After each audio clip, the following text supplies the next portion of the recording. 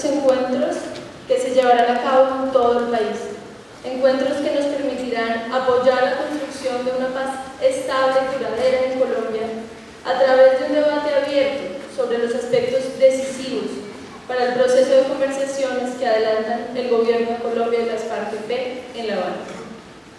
Este primer foro es posible gracias a la invitación que nos hacen la Universidad Externado de Colombia y su Centro de Investigación en Filosofía y Derecho y el Programa de Estado de Derecho para América Latina de la Fundación Konrad Adenauer, con el apoyo de la Organización Internacional para las Migraciones OIM, el Centro Internacional para la Justicia Transicional ICTJ, Ámbito Jurídico y el Centro Internacional de Toledo para la Paz y Paz. Todas estas organizaciones agradecen enormemente su asistencia el día de hoy y los invitan a participar activamente tanto en este espacio como en los siguientes. Sin dejar de agradecer el esfuerzo mancomunado de las organizaciones mencionadas, queremos extender un agradecimiento muy especial a la Universidad Externado de Colombia por albergar nuevamente encuentros como este, en los que podamos debatir y construir juntos, enriqueciendo desde la academia temas como el que nos ocupa, que son de la mayor relevancia para el país. A su vez, queremos agradecer especialmente la retransmisión en vivo que Ámbito Jurídico está realizando de este evento. Extendemos un saludo muy especial a todas las personas que nos acompañan en este momento a través de la página www.ambitojurídico.com.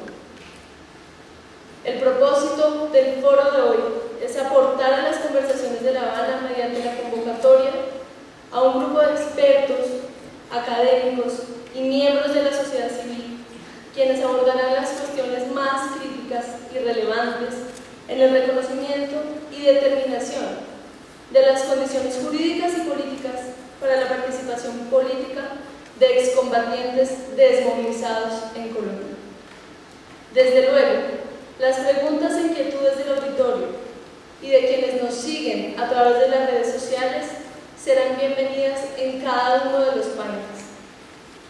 Luego de la instalación del evento, en un acto de bienvenida por parte de la Universidad Externada y el Programa de Estado de Derecho para América Latina de la Fundación Konrad Adenauer, la agenda dará paso a una intervención de la Oficina del Alto Comisionado para la Paz sobre el acuerdo del punto 2 de la agenda de conversaciones, sus alcances, límites y sus temas pendientes. De ahí daremos inicio a 3 paneles que expondremos en detalle más adelante. De acuerdo con el desarrollo de los paneles y según lo permitan los tiempos, tendremos un corto coffee break alrededor de las 10:30 de la mañana y un espacio para almorzar. A todos los asistentes les agradecemos hacernos llegar sus inquietudes de forma escrita a través de las hojas que fueron repartidas para ello o en cualquier momento a través del hashtag Ciclopaz en Twitter, al que haremos seguimiento permanente. En la medida de lo posible, trataremos de tener en cuenta la mayor cantidad de preguntas para hacerlas llegar a los moderadores. Damos entonces la bienvenida al doctor Jaime Bernal Cuellar, director encargado del Centro de Investigación en Filosofía y Derecho de la Universidad Externada, y al doctor Christian Steiner, director del Programa Estado de Derecho para Latinoamérica de la Fundación Konrad Adenauer, quienes instalarán este evento.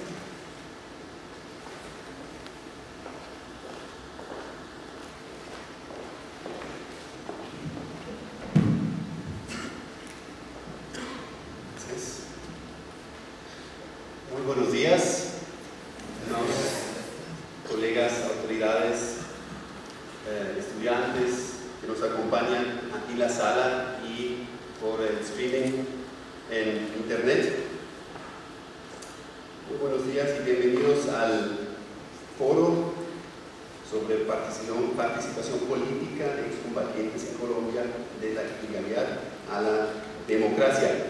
Lamento mucho el lapsus que nos ocurrió aquí en el panel, donde se habla de otro tema, pero hoy nos reúne más bien el camino de la ilegalidad a la democracia.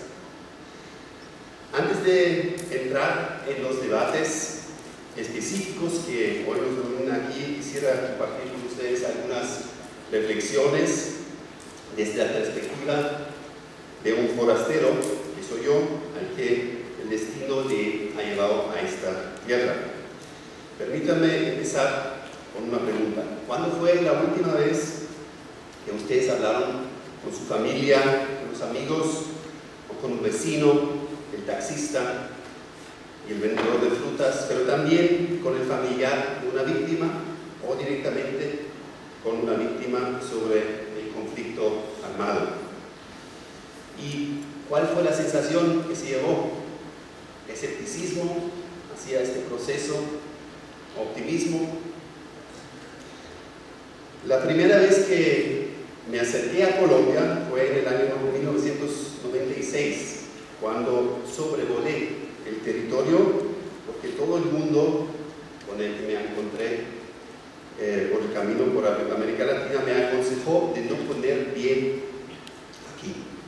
Y esto, a pesar de que la misma gente me decía que Colombia era el país más hermoso, con la gente más querida del continente. Así que en aquel entonces me quedé pensando si alguna vez iba a conocerlos a ustedes, los colombianos. Ahora llevo casi 2 años aquí y disfruto de la extraordinaria gentileza y hospitalidad colombiana. Admiro la rica diversidad cultural, enorme riqueza cultural y natural de este país, y estoy muy agradecido por ello.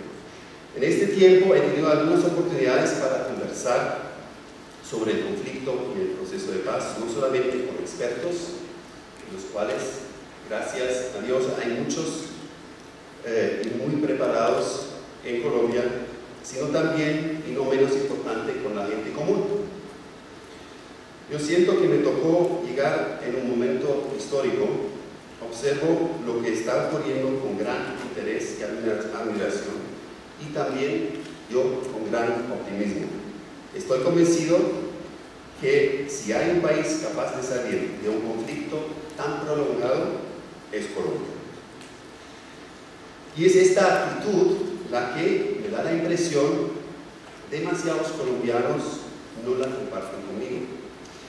¿Será que me equivoco en mi apreciación? ¿O será que las personas con las que me encuentro no se atreven o ya no quieren sentir el mismo optimismo? Quiero pensar que sí hay razones para ser optimista y que el hecho que me encuentre con escepticismo se debe a que después de 5 décadas de conflicto armado hay colombianos que ya no quieren creer en la paz porque se han llevado demasiadas decepciones. Aquí también tenemos muchos representantes de las fuerzas públicas que todos los días se enfrentan directamente con los grupos al margen de la ley y con gran sacrificio defienden al Estado colombiano y a la ciudadanía. Otros conviven con el conflicto porque se ha ido alejando de ellos y con los años se han vuelto insensibles a los horrores de la guerra y toda la violencia que ésta acarrea. Es un poco como nos volvemos insensibles a otros conflictos en este mundo más lejos geográficamente, pero más o menos igual de cerca por su presencia mediática. Hay otros también, y esto hay que decirlo, que viven del conflicto por diferentes razones. Todas estas actitudes son comprensibles y algunas son legítimas, pero por el contexto prolongado de la violencia en Colombia. Hay muchos colombianos que están atrapados, en mi impresión, en el eterno invierno del conflicto armado. Y ya no se pueden imaginar que pueda haber una primavera que augure una vida en paz. Ante ese escenario me llena de gran esperanza que entre muchos escépticos sí existan optimistas que reconocen las enormes oportunidades de una Colombia en paz y que además están comprometidos con sacar a este país del invierno helado del conflicto armado. Felicito a los colombianos por tener personas e instituciones que a todas luces, entre el realismo y la magia, apuestan por el primero. Pero para que el camino hacia la paz se haga realidad, hace falta que los colombianos también reconozcan la magia de un país en paz y se suman al proyecto. Convencerlos y convencernos es tarea de todos. La paz se construye, y esto es una evidencia casi tan manifiesta que me da pena decirla ante un público culto. La paz se construye entre todos. La paz no es un proyecto ni de los magistrados de la Corte Constitucional, que yo, por cierto, aprecio mucho, ni tampoco es un proyecto de los doctores de ciencias políticas o de los expertos internacionales. La paz no es un proyecto de izquierda o derecha. La paz es un proyecto de todas y todos los colombianos, de todos ustedes. Y en este proyecto cada uno hace su aporte. El Alto Comisionado para la Paz, la Corte Constitucional, el Fiscal General, la Academia, nosotros desde la Corporación Internacional, el profesional y sí también, y no menos, cada ciudadano. Yo no pierdo la oportunidad para hablar maravillas de Colombia, todas ciertas, para cambiar la imagen de un país azotado por el conflicto armado y el narcotráfico a un país extraordinario y con enorme potencial político, social, cultural, económico en la región latinoamericana. Llegar a la paz, esto también hay que decirlo, no es fácil. Pero la paz no es un problema. La paz es ante todo una oportunidad. Soy de un país que lleva décadas en paz, en el seno de una Unión Europea en paz. Y esto tras haber causado y pasado por los mayores horrores de la historia de la humanidad. Y les aseguro, salir del conflicto es viable. Existe la posibilidad de vivir en una sociedad en paz y libre. Y es hora que Colombia pase a la primavera para poder finalmente resolver tantos asuntos políticos, sociales, económicos, pendientes y que no se han podido resolver justamente por el conflicto. Gracias al esfuerzo de ámbito jurídico del ICTJ, de la OIM, del CIPAX y de diversas universidades, en este caso de la Universidad de Colombia, quien generosamente, muchas gracias, doctor Bernal, ha dispuesto este espacio para la realización del presente foro. Hemos consolidado conjuntamente un ciclo de conversatorios donde se discutirán ciertos aspectos decisivos del proceso de paz. Con este ciclo quisiéramos hacer una modesta aportación al proyecto de la paz. Hay 4 puntos sobre los cuales, en nuestra opinión, el diálogo es especialmente relevante en el año 2014, con miras a las perspectivas futuras de los diálogos de la paz. Hoy, participación política de desmovilizados, es posible, es necesario y puede ser hasta beneficioso que excombatientes participen en la política colombiana. Hay límites. ¿Cuáles son las condiciones? El siguiente foro en la Javeriana va a tratar de penas alternativas, es decir, podemos y debemos salir de una lógica puramente punitivista con penas privativas de libertad en el contexto de la transición hacia la paz. ¿Cuáles son los fines de la pena en un contexto de transición? ¿Qué penas podrían complementar las penas privativas de la libertad? Estas y otras cuestiones se discutirán ahí. Luego habrá otro foro sobre refrendación de los acuerdos, otro punto muy importante. Una vez que se logren los acuerdos, ¿cómo podremos asegurar que dicho acuerdo goce de el mayor apoyo posible? ¿Cuáles serían los procedimientos necesarios y oportunos? Y luego la cuestión de la implementación de los acuerdos a nivel regional, cómo implementarlos en todo el país, qué es necesario para que se materialice la paz en un país donde, según un estudio reciente de justicia, el Estado es prácticamente ausente para el 50% de la población. Bueno, hay varias razones por las que, en nuestra opinión, es fundamental discutir el tema que nos reúne hoy aquí. Del primero y hable, dialogar sobre este, como otros aspectos, hacia una paz estable y duradera es imprescindible para aportar a la construcción de una opinión pública informada. No podemos esperar que desde la ignorancia se pueda forjar un apoyo activo al proyecto de paz. Por otro lado, de manera concreta, para enriquecer la discusión que en sede constitucional actualmente tiene lugar sobre este tema, dada la demanda contra el artículo 67 del Marco Jurídico para la Paz, presentada precisamente por Rafael Guarín, quien nos acompaña hoy en las discusiones. Y en tercer lugar, la realización de estos conversatorios que promueven el diálogo sobre la participación política de excombatientes es pertinente para aportar insumos que fortalezcan el desarrollo de lo que se acuerde en la Habana. En este contexto, el programa Estado de Derecho para América Latina desea agradecer especialmente, nuevamente, el apoyo de la Universidad del Externado de Colombia, específicamente a su Centro de Investigación en Filosofía y Derecho, a Ámbito Jurídico,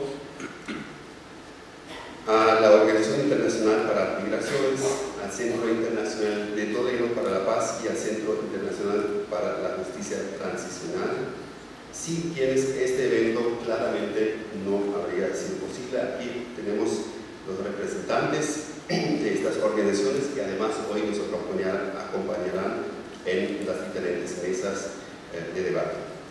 Adicionalmente, quisiera aprovechar para agradecer de manera especial a Juan Carlos Henao, que lamentablemente está en Francia, no lamentable para él, pero para nosotros, al profesor Matías Herdegen, quien vino de Alemania para acompañarnos aquí hoy, y al señor fiscal general, Luis Eduardo Montalegre, quienes tuvieron la iniciativa de realizar este evento y que además sirvió como detonante para construir una agenda conjunta con las demás organizaciones que ofrecieron ideas y apoyo para debatir los diferentes aspectos del proceso de paz. Para finalizar, además de invitarlos a reflexionar con nosotros sobre el tema que hoy nos convoca, los quiero invitar al próximo foro que hará parte del ciclo y a la Universidad Javeriana Penas Alternativas. Bueno, con esto termino. Muchas gracias y les deseo muy buena jornada.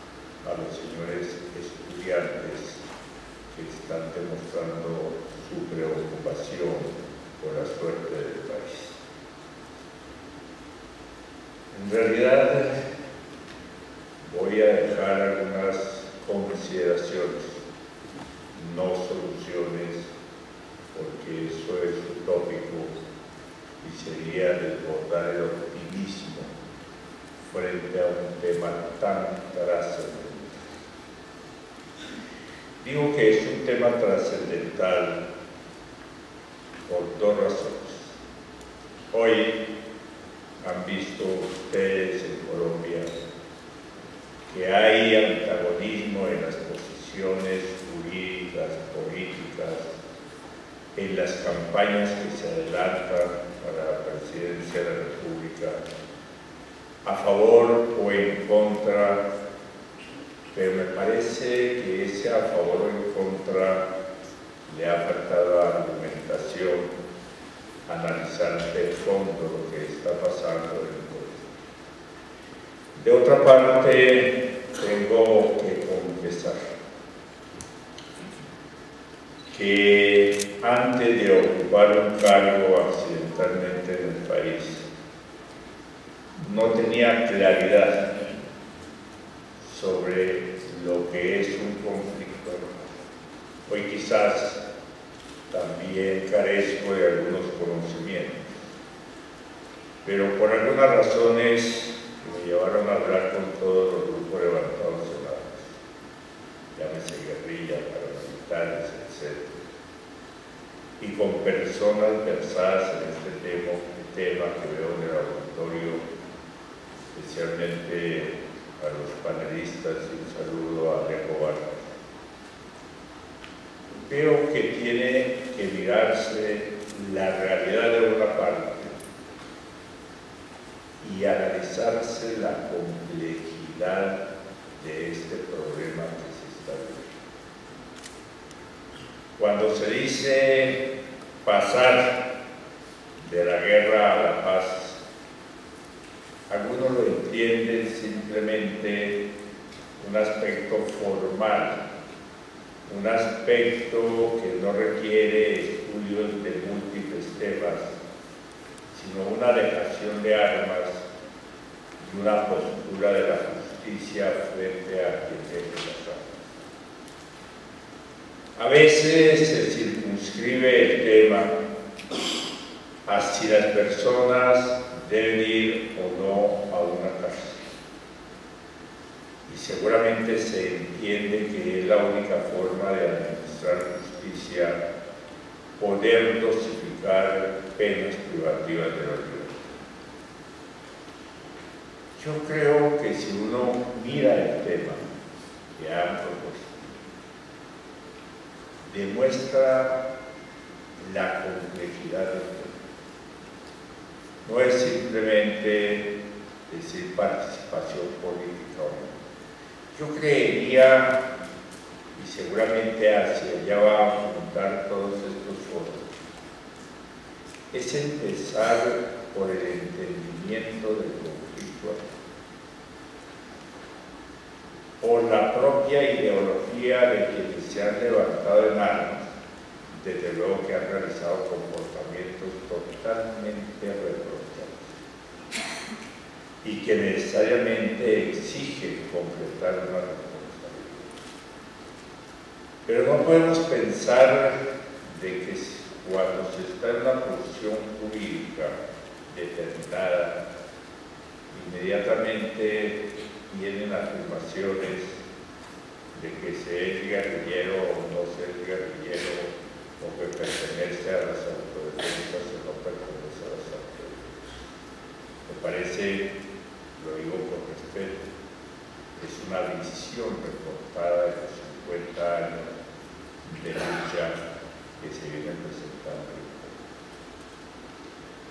Entender ese conflicto necesariamente exige también puntualizar en lo posible las causas que originaron el conflicto.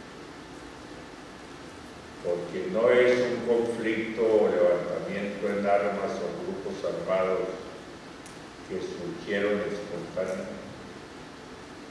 Es un problema mucho más de fondo que hoy quizás sigue viviendo el país en los aspectos especialmente sociales. En aspectos donde recorriendo el país, no en los hoteles de 5 o 6 estrellas, sino en los lugares donde hay un abandono total de la prestación mínima de servicios a unos sectores sociales. Quizás uno puede entender el conflicto y sus causas. Por eso siempre me he declarado partidario total de los diálogos que se están adelantando, como fui también partidario de otros acercamientos, así la metodología haya fallado por cualquier circunstancia, soy partidario de que se llegue a unos determinados acuerdos. Hay dificultad. Por eso, como decía en este momento mi antecesor, hay que pensar que la juventud es la que tiene que verdaderamente estructurar estos procesos de vida. Se tiene que mirar definitivamente a más de estas causas, que con todo respeto a los gobiernos no han sido superadas. Hay un déficit de prestación de servicios en el país. No se trata de una conversación de contenidos políticos, sino de un abogado que ha visto un poco de cerca la realidad y que entiendo parcialmente las razones de este conflicto. Y se tiene que pensar, porque me parece que hay una mínima o máxima distorsión de cuáles pueden ser las soluciones. Y en ocasiones veo que cuando se habla de los estándares de verdad, justicia, reparación, no repetición, se quiere dar soluciones estrictamente de contenido judicial. Y la pregunta que me he hecho es si en realidad construir la verdad depende de unos procesos penales o es necesario ver una realidad y verdad diferente construida a través de instrumentos como condiciones de la verdad, de verificación, etc. Y se cree asimismo que la reparación tiene que ubicarse también como resultado de procesos penales. Aquí hay que pensar en una reparación seguramente colectiva, una reparación que desborde el formalismo de los procesos penales, porque el mismo Estado no tiene una respuesta adecuada en su justicia, paréntesis, que creo que necesita una reforma estructural. Y me parece que el problema de las víctimas es fundamental sobre cualquier otro aspecto. Y este gran problema de las víctimas, yo no quiero cuantificar 1 millón, 2, 3 millones de personas, exigen una respuesta. Pero también lo digo con respeto, no esperando el transcurso de procesos penales, porque va a ser inagotable y se va a prolongar esto por no sé cuántos años, la necesidad de reparar a esas personas víctimas de un conflicto. También se debe entender, para una comprensión más o menos cercana, qué estamos entendiendo por la paz en Colombia. Y se encuentra uno con personas que consideran que bastan los acuerdos, que de manera interesante está desarrollando una función que en mi sentido ha trabajado arduamente y por la línea que corresponde. No espero que me califiquen de un partido político u otro. Califíquenme como un ciudadano colombiano que ve la paz como una necesidad. Esos acuerdos son fundamentales. Son fundamentales porque son el presupuesto para construir la paz. La paz va más allá de esos acuerdos que están elaborando con grandes esfuerzos. La paz es en gran parte desactivar las causas que generaron el conflicto. O sea, que la construcción de la paz para mí parte a partir del momento, perdón la redundancia, de que se llegue a unos acuerdos distantes en el cual se necesita la participación de todo Colombia, porque la paz, como se dijo ya acá, no es de un partido político, no es de un gobierno.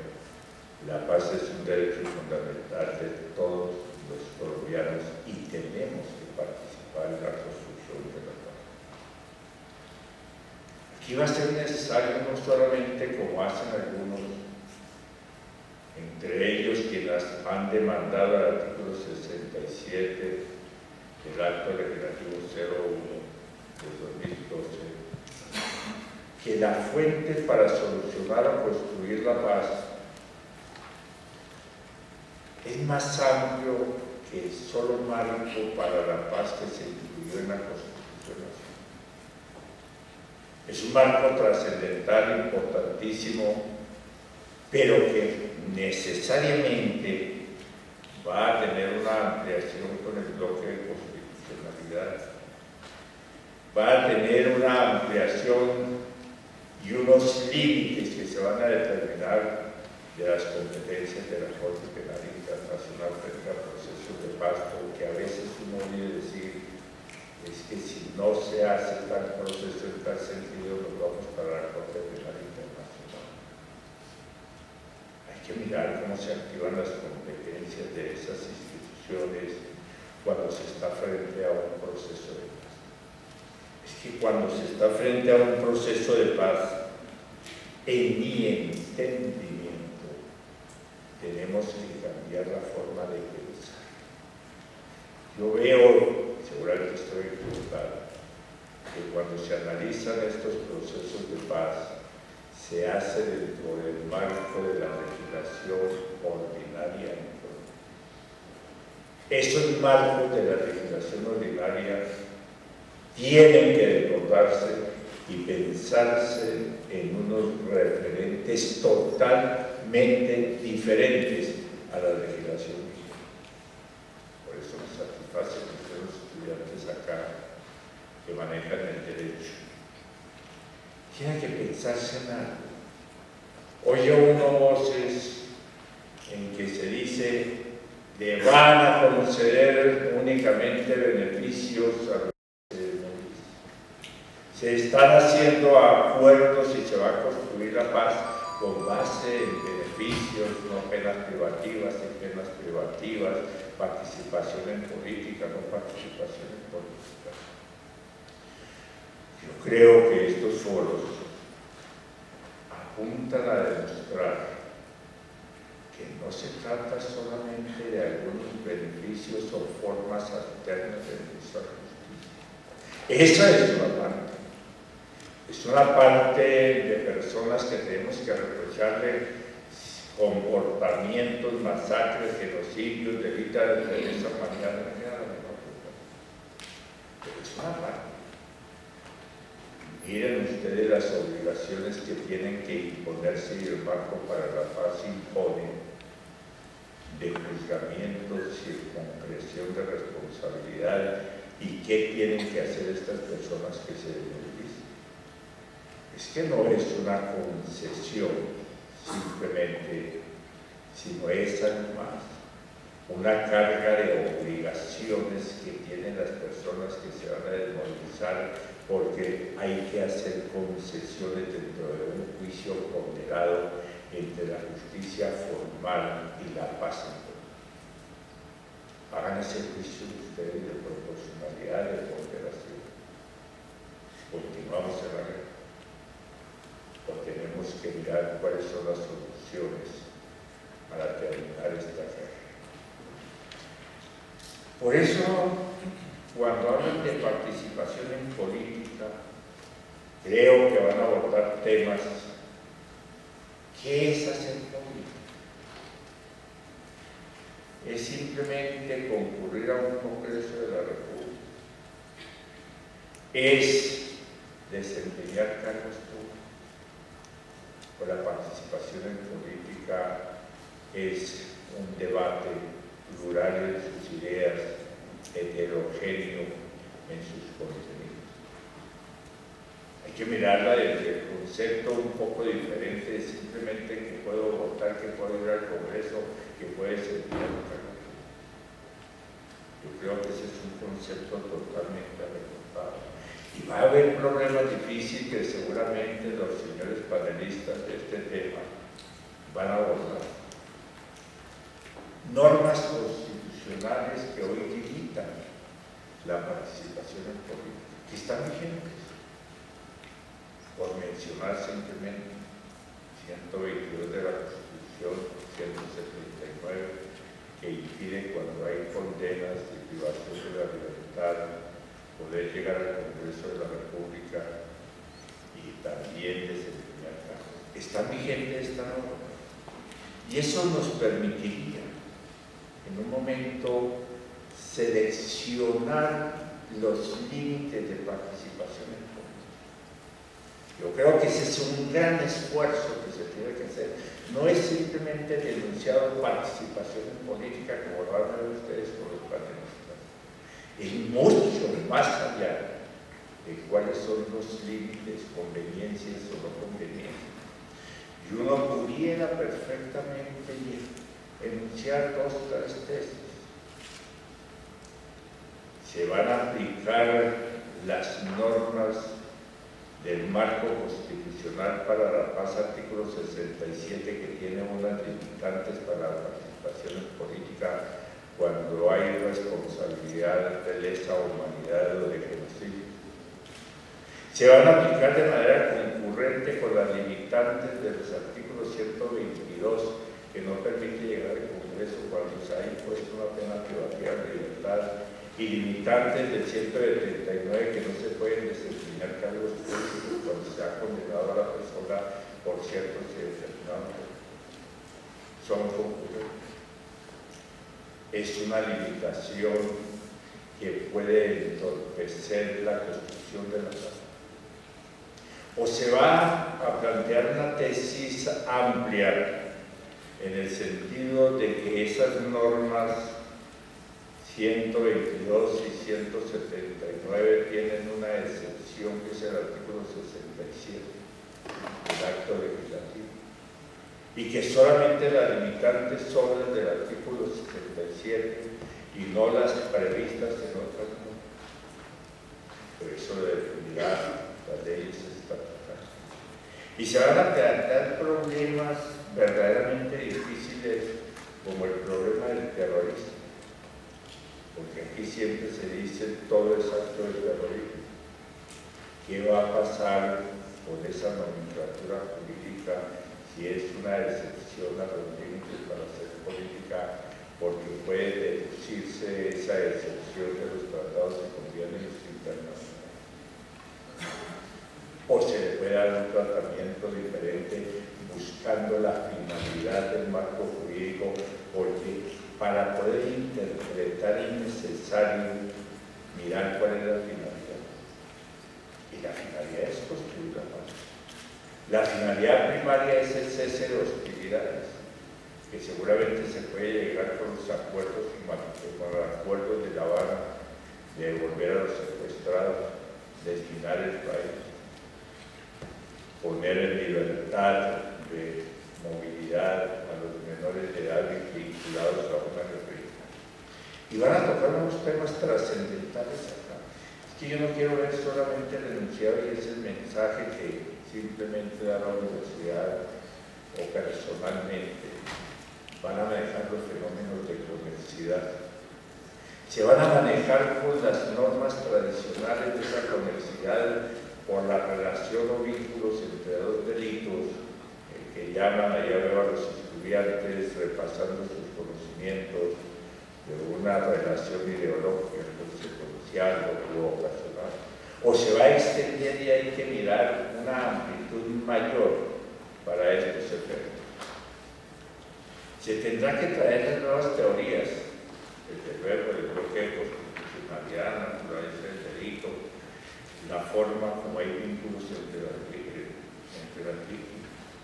Que tiene que mirar cuál es la excepción para efectos de considerar los delitos conexos que no tienen sino efectos políticos, sino tienen efectos procesales.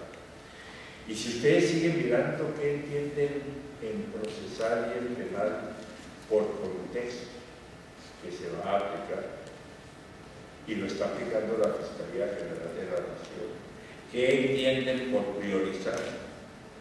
¿Qué entienden por selección de autores de mayor responsabilidad? ¿Cuántos delitos se van a excluir y no se van a investigar por razón de la priorización?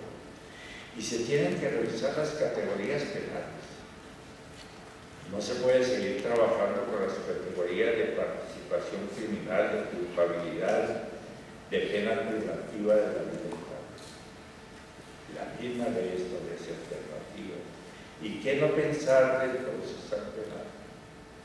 Tiene que dejarse de lado la prohibición de autoincriminación, la misma presunción de inocencia, el manejo de las pruebas si se exige o no controversia. Lo que quiero significar, y con esto termino, es un poco demostrar la complejidad de esto, un poco demostrar que es necesario un cambio de mentalidad frente al proceso de paz, un poco demostrar que si es un derecho fundamental, es un derecho que nos corresponde y un derecho que tenemos que construir el futuro colombiano. Bienvenidos, señores estudiantes, todos los participantes a este foro. Les deseo el mayor de los éxitos. Debo presentar disculpas de retirarme, yo debo viajar inmediatamente fuera de Bogotá. Nuevamente agradecimientos y pensemos que la paz es una necesidad en Colombia. Muy amables.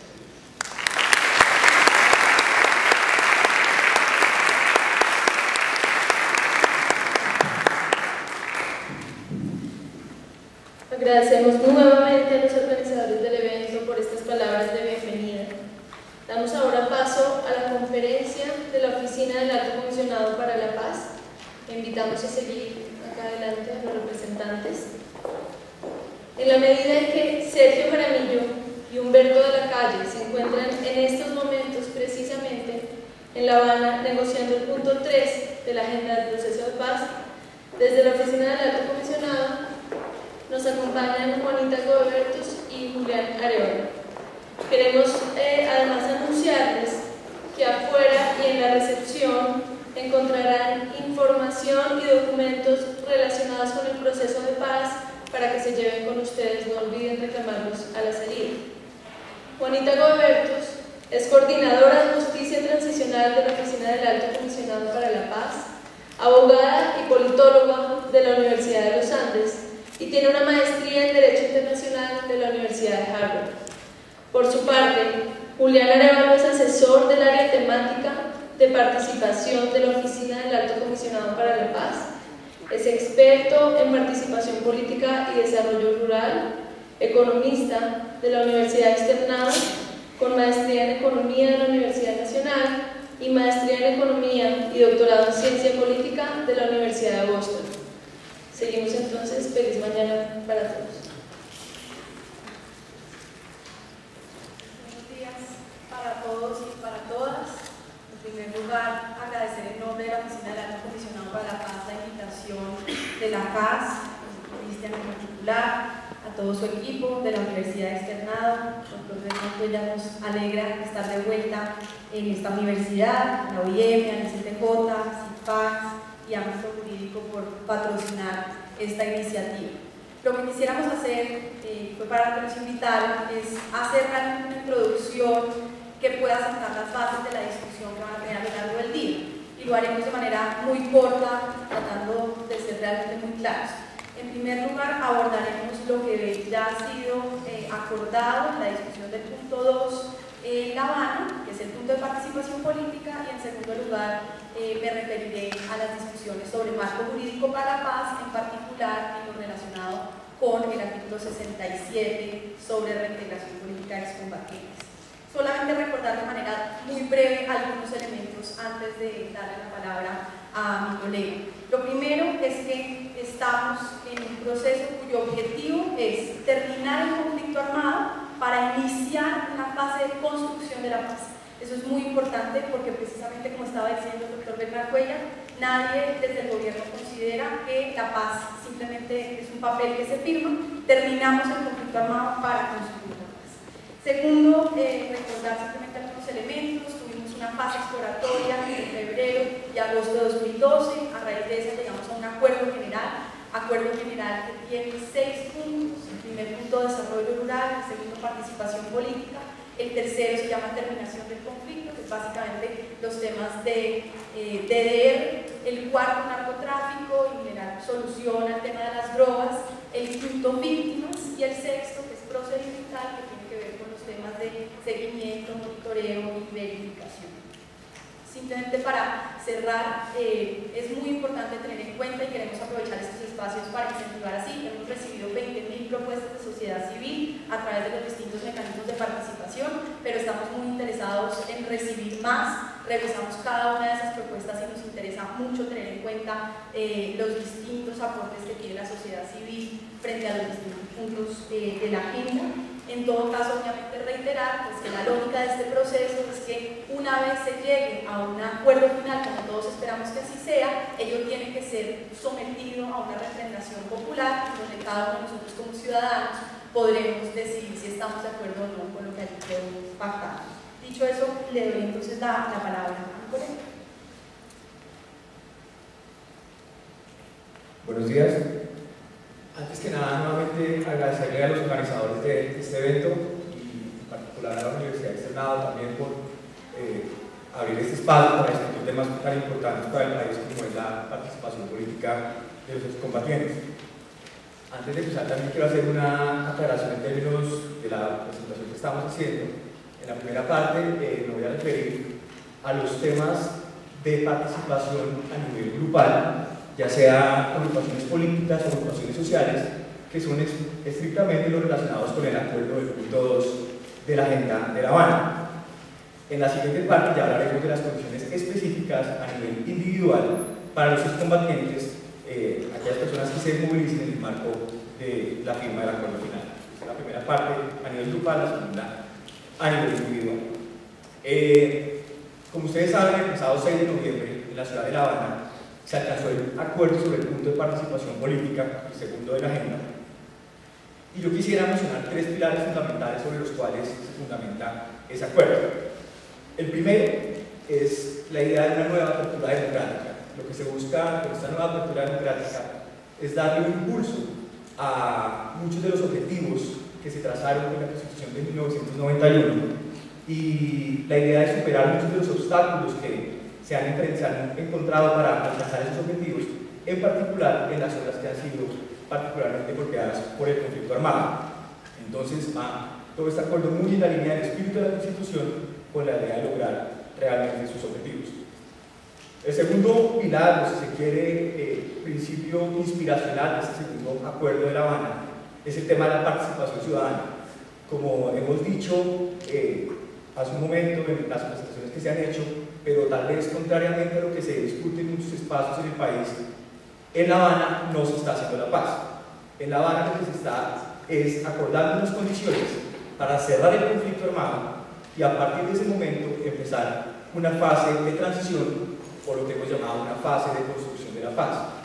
Y eso implica que la construcción de la paz no se está haciendo, no se va a hacer de espaldas a la ciudadanía, sino que por el contrario, la construcción de la paz requiere del trabajo de todos los ciudadanos, de todas las comunidades en los territorios, actuando mancomunadamente en este proceso de construcción de paz. Por lo tanto, si estamos pensando que la participación va a ser un elemento fundamental, por ejemplo, en el diseño de planes de infraestructura, de sistemas de alimentación y nutrición, y otros de los temas que se acordaron en el punto 1 de la agenda, pues necesitamos desde ya empezar a pensar cómo va a ser la revitalización de esa participación ciudadana, teniendo en cuenta que estamos en un contexto donde la participación de los ciudadanos y de las organizaciones enfrenta grandes obstáculos. Entonces, el segundo pilar fundamental al que me referiré es el tema de la participación ciudadana.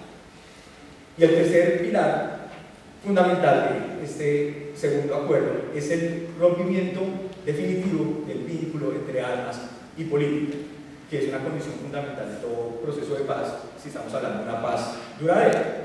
¿Qué quiere decir eso? Por un lado, que nunca nadie más en el país utilice las armas para promover o defender una causa política.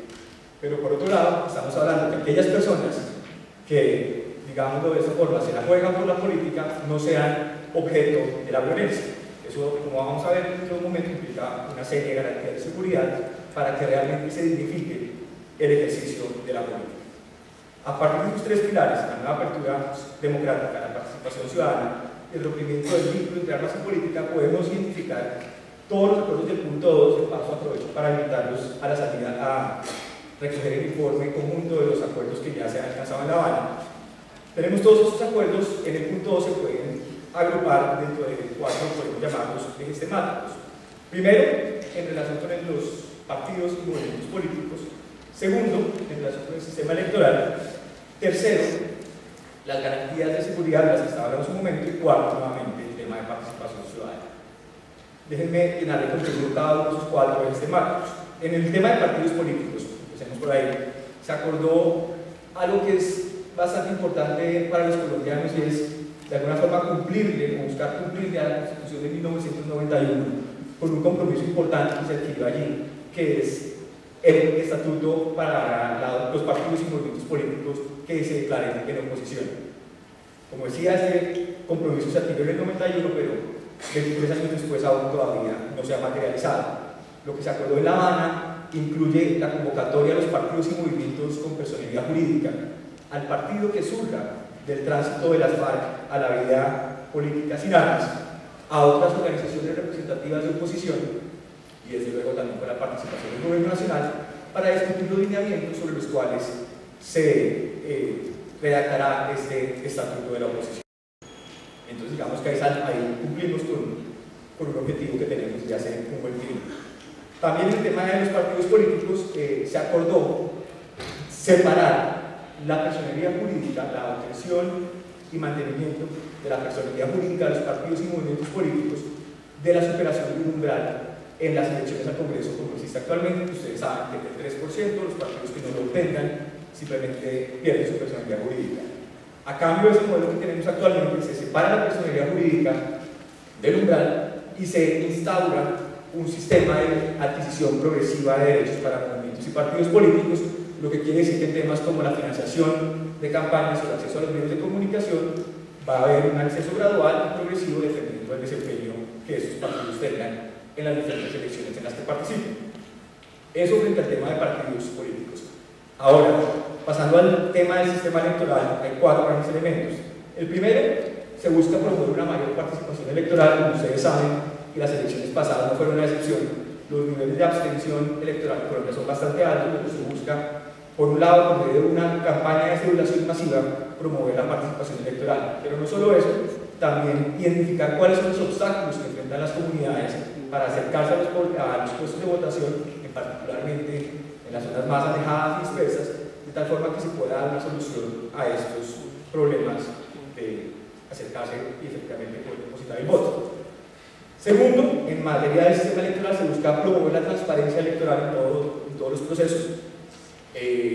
Adicionalmente, la creación de una misión electoral especial, de tal forma que se estudie y se hagan recomendaciones por parte de un grupo de expertos acerca del régimen y la organización electoral a partir de los estándares internacionales más exitosos frente a esos temas. Y por último, en el tema del sistema electoral, uno de los temas que más ha llamado la atención durante los últimos meses es la creación de las circunscripciones transitorias especiales de paz. Y aquí quiero hacer varias aclaraciones. Estas circunscripciones lo que buscan es elegir un número de representantes en zonas que han sido especialmente golpeadas por el conflicto, valga la redundancia, para que sean representantes en la Cámara. Las zonas de donde se crean estas circunscripciones, el número de zonas, el número de representantes y el número de periodos por el cuales estarán funcionando estas circunscripciones transitorias especiales aún están por definir. Sin embargo, lo que sí ya se ha definido es que los candidatos que quieran aspirar a esas circunscripciones tienen que ser personas que habiten en esas regiones o que hayan sido desplazados de esas regiones y quieran retornar a ellas y que sean inscritos por movimientos, por grupos significativos de ciudadanos como movimientos sociales, organizaciones de víctimas, organizaciones de desplazados, etc. Eso frente al tema del sistema electoral. Ahora, en el tercer eje temático grande en el que se puede agrupar los acuerdos del punto 2, tenemos el sistema integral de seguridad. Como decía hace un momento, uno de los componentes fundamentales de un acuerdo de paz es que las personas que se la juegan por la política no sean objeto de la violencia. Eso implica, por un lado, la revisión normativa e institucional frente al tema de las garantías de seguridad, y la creación de un sistema de prevención, promoción, evaluación y seguimiento de cualquier tipo de amenaza del que sea objeto las personas que se dediquen a la actividad política.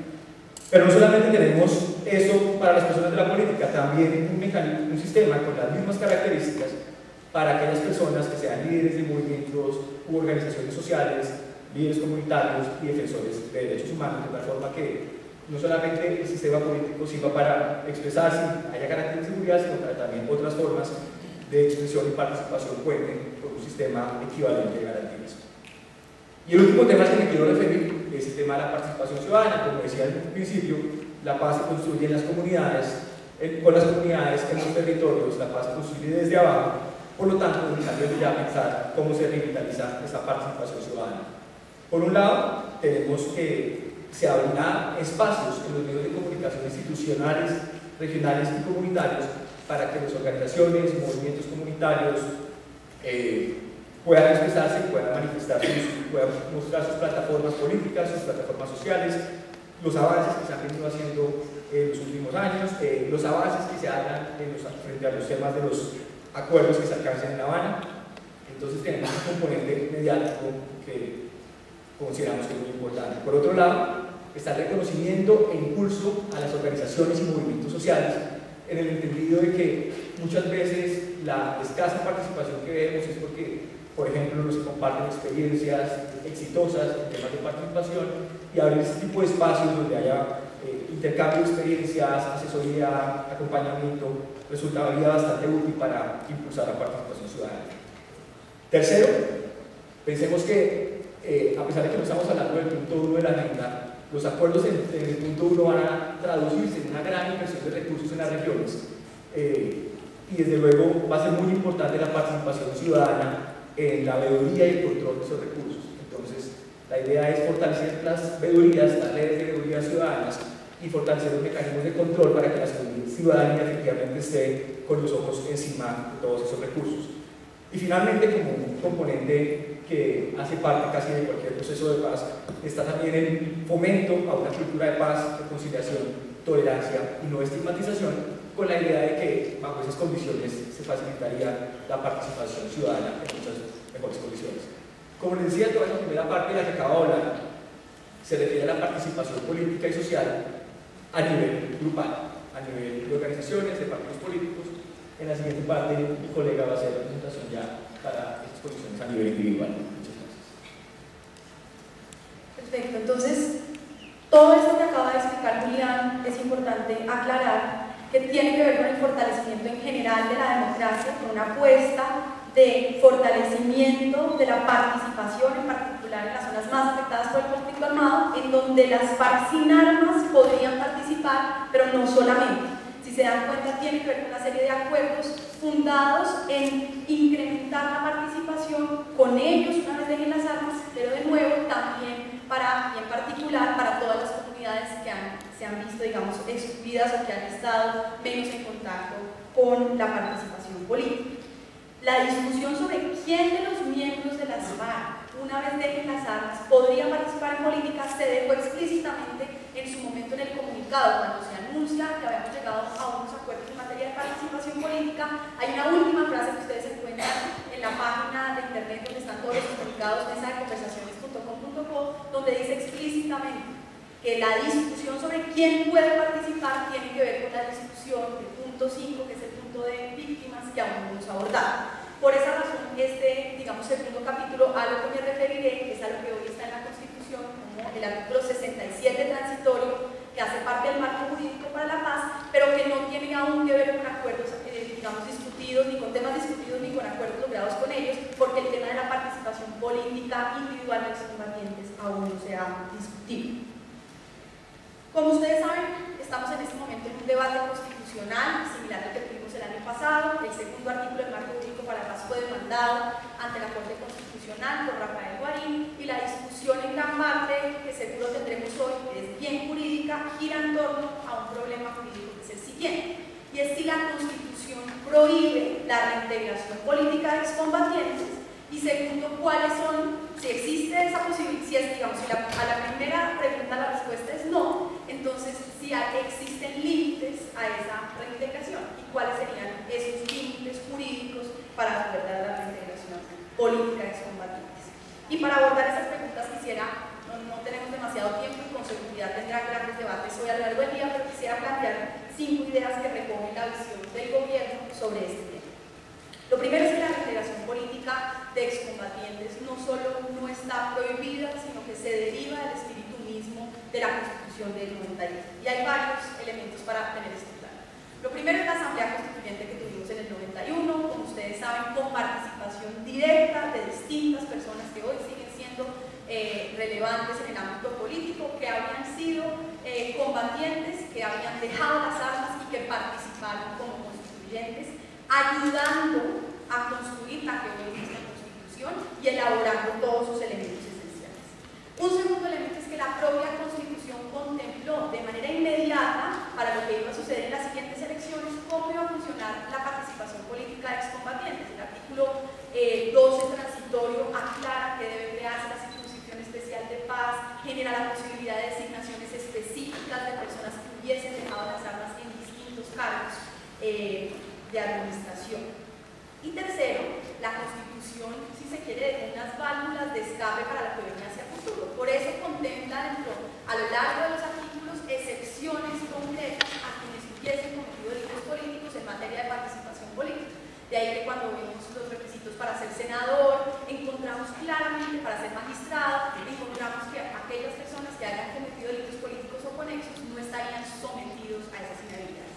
Entonces la Constitución no solo es producto de un ejercicio con excombatientes y de su reintegración, sino que además dejó explícitas normas sobre cómo iban a reintegrarse políticamente excombatientes en ese momento político que estaba viviendo el país, y deja válvulas de escape hacia el futuro diciendo, bueno, si a futuro hay procesos de dejación de armas a través con grupos que han cometido delitos políticos, esos grupos, en tanto haya una conexidad, que ya entramos en ese tema más técnico, en tanto haya una conexidad entre delitos políticos y aquellos ordinarios que han cometido, pueden reintegrarse políticamente. Una segunda idea que es importante plantear tiene que ver con lo que hoy ha venido a discutirse en escenarios técnicos sobre una supuesta prohibición que el artículo 122, que fue reformado en la reforma política del 2009, había introducido. Según quienes hoy demandan el marco jurídico para la paz y otras personas, en el 2009 se prohibió la reintegración política de excombatientes. Estas personas alegan que si bien podría ser cierto que antes, en el 91, podría haber reintegración, después del 2009 esto se prohibió. Y el argumento se funda en que el artículo 122, en su inciso quinto, si ustedes lo revisan, uno lo mira de manera rápida y alcanza incluso a preocuparse, dice que quienes hayan pertenecido a grupos armados ilegales no pueden participar en esto. Y hay una cantidad de elementos. No pueden contratar, no pueden ser elegidos, no pueden ser candidatos. Sin embargo, es una falta, es un falso supuesto. Cuando uno entra a discutir cuáles fueron las discusiones que se dieron en el momento de la reforma política, cuál era el contexto, y en particular cuáles fueron las decisiones que tomó la Corte Constitucional al respecto, se da cuenta que el escenario fue distinto.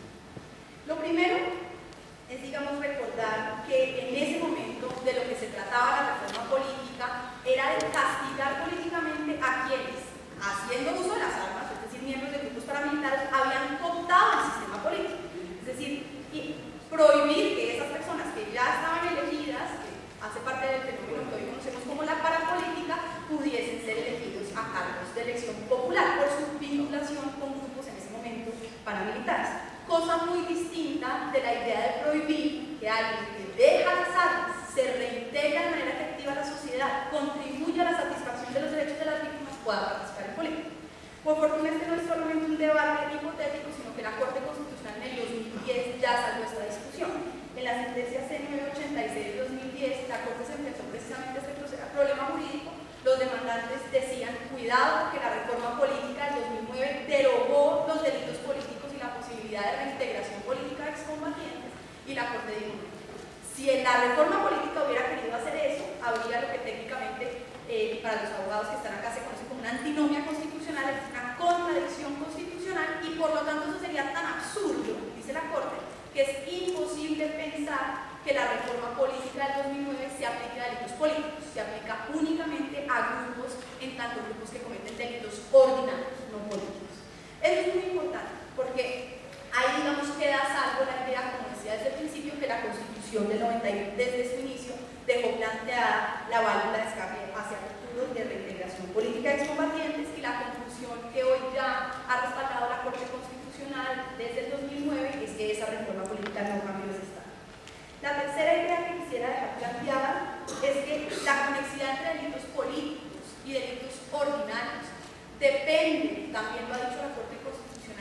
de momentos histórico-políticos particulares.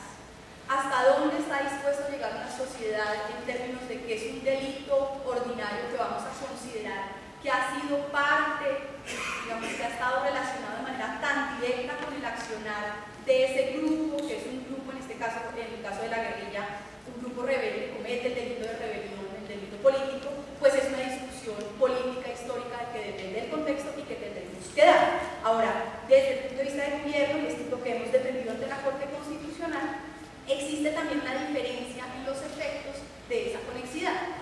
Hoy existe una gran jurisprudencia en distintas leyes de orden nacional que prohíben explícitamente la conexidad entre cientos delitos ordinarios y el delito político.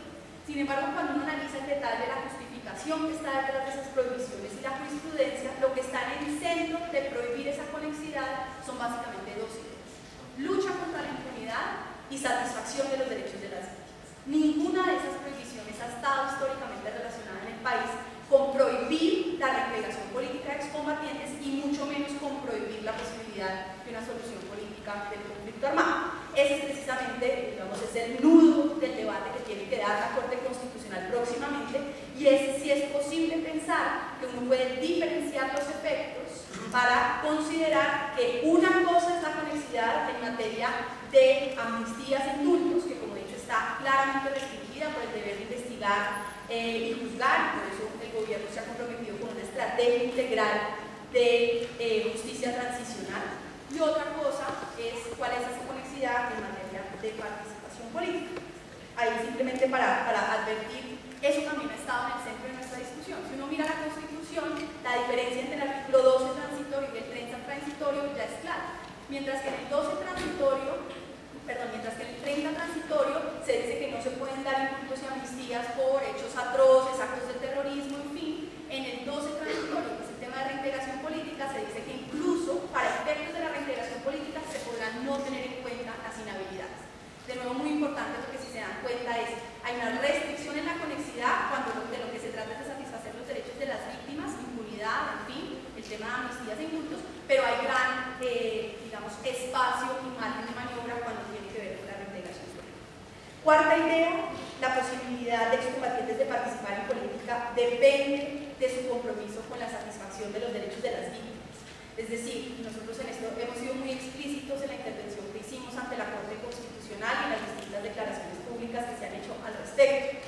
Nosotros vemos que hay una diferenciación en la conexidad, pero la lógica de esto, y de ahí la declaración que se hizo sobre que no vamos a discutir el tema de la participación política individual hasta que no abordemos el tema del punto 5 de víctimas, es que la discusión en última sobre quién puede participar pasa porque haya unos compromisos de contribución efectiva al esclarecimiento, a la reparación, haya un reconocimiento de responsabilidad, haya un compromiso de rendición de cuentas de lo que sucedió y de participar en los distintos mecanismos que se creen para tal efecto. Y en ese sentido, la idea que hace Carrera hoy en día de que una persona podría simplemente salir de manera automática sin realmente hacer nada, pues es imposible, porque esto está condicionado y así, digamos, esa es la relación, esa es la lógica de lo que estamos diciendo en materia de lucha contra la impunidad y satisfacción de los derechos de las víctimas, es que esto es posible siempre y cuando haya un compromiso de hacer frente a los derechos de las víctimas. Y la última idea,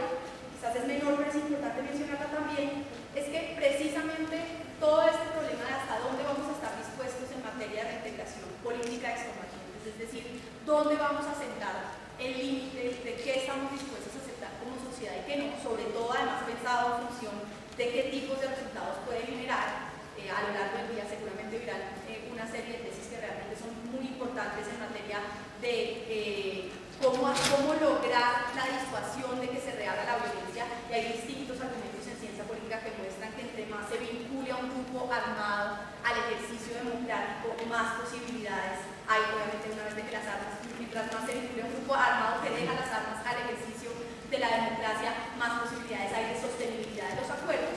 Pero la lógica de hasta dónde estemos dispuestos a llegar depende en últimas de un debate democrático, de dónde se tracen los límites en las leyes estatutarias que desarrollen el marco jurídico para la paz, que tienen que ser debatidas de manera pública y participativa, pero además tienen control de constitucionalidad.